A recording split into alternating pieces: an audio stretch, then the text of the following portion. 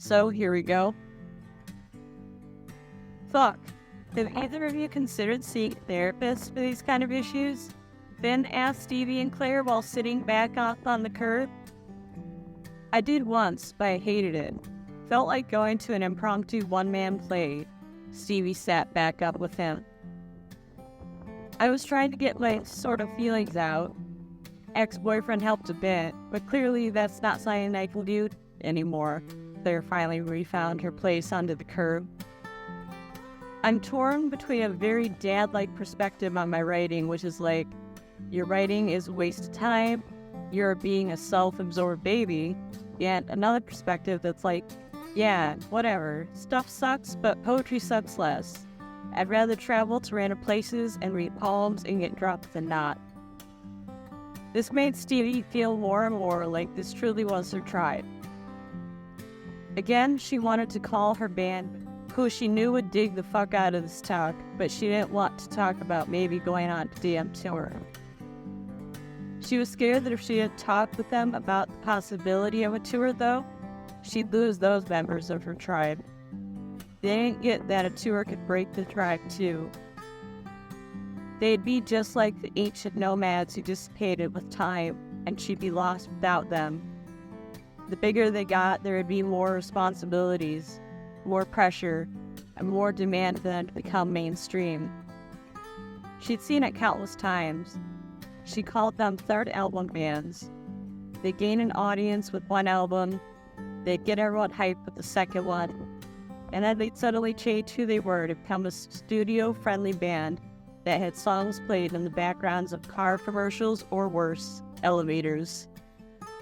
Mainstream society could get to them and they'd feel the pressure to settle down, to get to the mold of society that wanted them to be even more normal, married with 2.5 children and a car who only hung with other families. They'd go to barbecues with their kids and then gossip about how sad it was that their friend hadn't settled down yet. As these fears tugged at her in a way that made her stomach twist. She never wanted to settle down. If she fell in love, then she'd accept it. She'd reciprocate it, like she did with Alfie. Maybe she'd even have kids. But Stevie always knew that she'd want to put her lifestyle and career first. For the first time, she realized that the idea of that wasn't something her mother just put in her head. Her mother had the impossible expectation that her daughter would one day be famous. But her mother could have never predicted that her parenting style would turn Stevie off of the idea of having kids. Stevie found the idea of family in her friends, her tribe. As she grew, her tribe grew, and it did feel like a Greek tragedy that society made it out. I feel so anxious about her place in the world, Claire said, completely out of nowhere. Finn handed her a natural American spirit. Don't we all? He said smugly while trying to light it for her like some guy out of the 50s.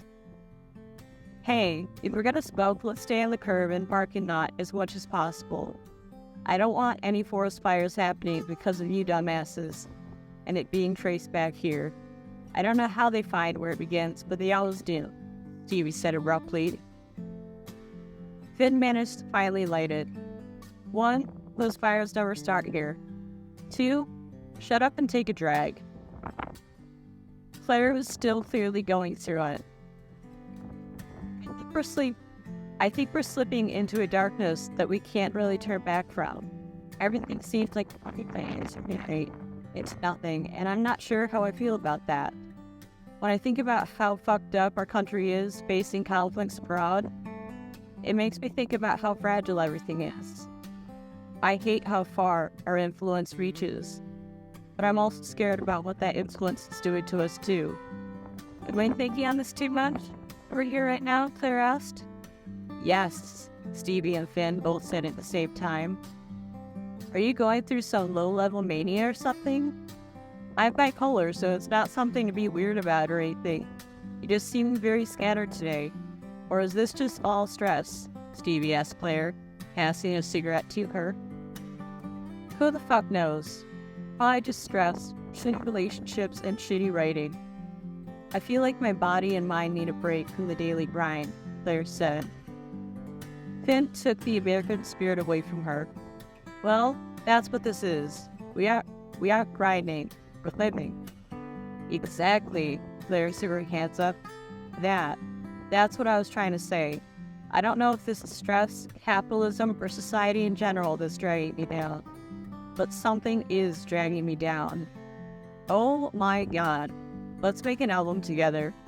We can be punk poets just like Patti Smith. You can be the punk, Stevie, and I'll be the poet. Claire threw herself at Stevie, who barely caught her.